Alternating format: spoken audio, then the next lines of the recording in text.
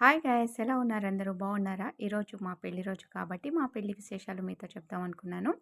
అయితే ఇది పెళ్లి రోజు, పసుపు రోజు అన్నమాట. అయితే మా వారు అక్కడ ఊర్లో పసుపు రాస్తున్నారు. ఆ ఊర్లో అంటే ఇంకా అందరు చుట్టాల పక్కల అందరూ ఉంటారు కాబట్టి బాగా పసుపు రాసేసి బాగా ఫంక్షన్ బాగా చేసుకున్నారన్నమాట. అయితే ఇది తర్వాత రోజు అన్నమాట. తర్వాత రోజు ఇంకా ఆ మేకపోతునిచ్చారు మా మామయ్య. అక్కడ చుట్టాలందరూ ఉంటారు కదా. ఇంకా తర్వాత అందరూ చూడండి, పెళ్లి కొడుకు ఎక్కడన్నా వంట చేయడం చూసారా ఎలా చేస్తున్నారో. తర్వాత ఇంకా అందరూ వచ్చేసి దర్గాకెళ్తారనో, అక్కడ ఊర్లో దర్గా ఉంది. దర్గాకెళ్ళి మొక్కున్న తర్వాత ఇంకా అందరూ వచ్చేస్తారు. ఇక్కడ పసుపు రోజు ఫంక్షన్ చేసుకుంటారనమాట. ఇక్కడ ఇంకా చుట్టాలందరూ బట్టలు పెడతారు. ఇంకా నెక్స్ట్ డే నికాకి బయలుదేరతారు. పెద్ద లారీ వేసుకొని వచ్చారు చూడండి. ఇక్కడికొచ్చిన తర్వాత ఇంకా ఇది మా ఇంటి దగ్గర అనమాట. మా ఇంటి దగ్గర కూడా పసుపు రాస్తారు. అంటే మేమిచ్చిన పసుపు వాళ్ళకి రాస్తారు. వాళ్ళ పసుపు ఏమో మనకి రాస్తారనమాట.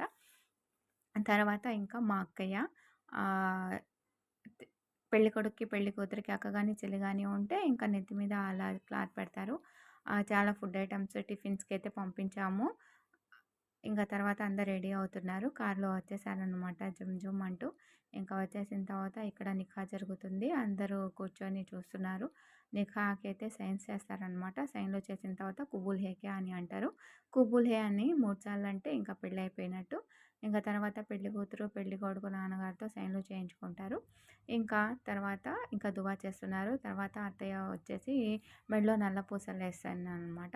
వేసిన తర్వాత ఇంకా పైన స్వీట్స్ అంటే బిస్కెట్లు ఇవి మొత్తం ఇలా చల్లుతారనమాట. ఇది తర్వాత జిల్వాకి తీసుకెళ్తున్నారు. జిల్వా అంటే ఏం లేదండి, హిందూస్ ఎలా అయితే ఆడతారో బంతులతోటి, అలానే మాకు కూడా చిన్న చిన్న గేమ్స్ సరదా సరదా ఆటలైతే ఆడిపిస్తూ ఉంటారు. మా పెళ్లి విశేషాలైతే చెప్పాము. ఎలా ఉందో కామెంట్ చేయండి. ఇది ఫైనల్ ఫోటో. ఓకేనా? బాయ్. Hi, welcome to